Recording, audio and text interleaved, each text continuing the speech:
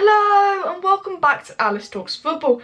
And Manchester United played two training matches yesterday against West Brom in which they lost the first one 2-1 but they won the second one 3-1 with a 4-3 aggregate score, Manchester United taking the win. Now I think this is really good because, you know, out of all the clubs in England, West Brom and Leeds are like the two highest outside the Premier League, so you know it was a semi-competitive game.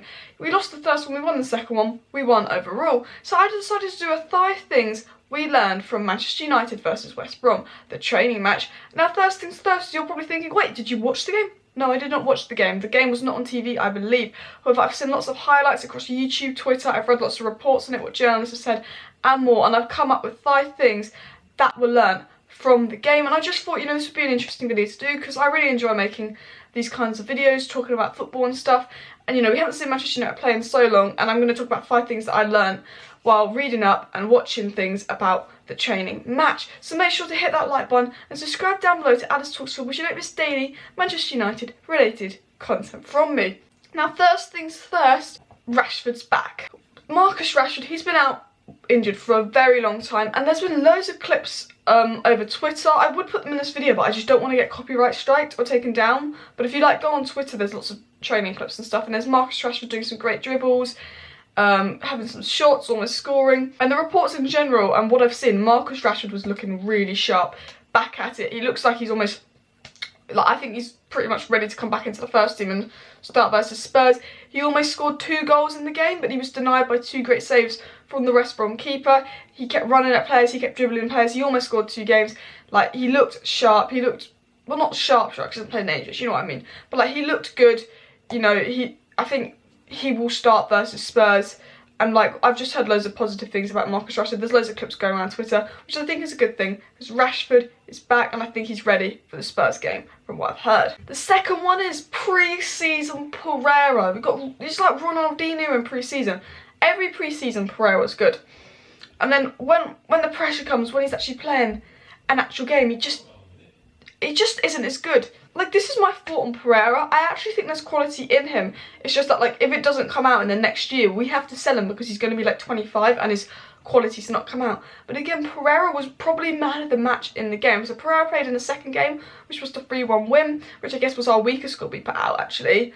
And he looked really good. He scored 2 goals. He scored a left foot curler, and then also he scored a second goal. And you know, the thing about Andreas Pereira and what I've learned from this match is, like, he has the quality in him. It's just I feel like he needs to be able to do it on the big stage. But I'm thinking, you know, with no crowd playing behind closed doors, could that get the best out of Pereira? Because he's always sort of good with no pressure or nerves around him. So like, we know Pereira can be good when the game doesn't matter, but then I guess the games coming up really do matter. But maybe behind closed doors we'll see a bit more Pereira, because I think if Bruno gets injured, it's really hard, like, who's going to play in that role. Hopefully Bruno doesn't get injured. I'd probably put Pogba in there with McTominay and Fred behind, but if he wants to play Pogba deep, you know, you probably got to play Pereira. And could Pereira finally start to show what he could become, or is it time to get rid of Pereira? But the second thing we learned is that Pereira was really good in this game. Now the third thing we learned is that Pogba and Bruno are back playing together. And what did we learn from this? Well, Pogba and Bruno are playing together in the same match. They played in the first match, which was the 2-1 loss. So the fact that Ollie's playing Pogba and Bruno together pretty much shows that Ollie wants to play Pogba and Bruno together in the same team. It's not like he wants to have Bruno in one game, Pogba the next game. The fact that he played them together shows that he's planning on probably playing them together versus Spurs, or at least playing Bruno, because Pogba might not be fully fit, but I believe Pogba was fully fit. Now, we lost that game 2-1, but Simon Stone, reliable reporter, said that apparently Bruno Fernandes and Paul Pogba made quite the impression together in that game, played really well. Bruno and Pogba have practiced together, they've trained together, they've played together, and I think it just shows that Ole Gunnar Solskjaer plans on playing Bruno and Pogba in the same team. Now, the fourth thing we learned is the goal scorers and assisters. So Pereira got 2 goals, Chong got a goal, and Bruno scored a penalty. Bruno Fernandes also missed a penalty. All the goals are on Twitter if you want to go look at them. Again, I would put them in this video, but I don't want to get like a copyright strike. And Fred also got an assist. Fred apparently played a brilliant through ball into Pereira, where Pereira kicked it and it went under the goalkeeper's legs. Now the thing about Fred is, Fred's game was brilliant all season, but the one thing he lacked is goals and assists.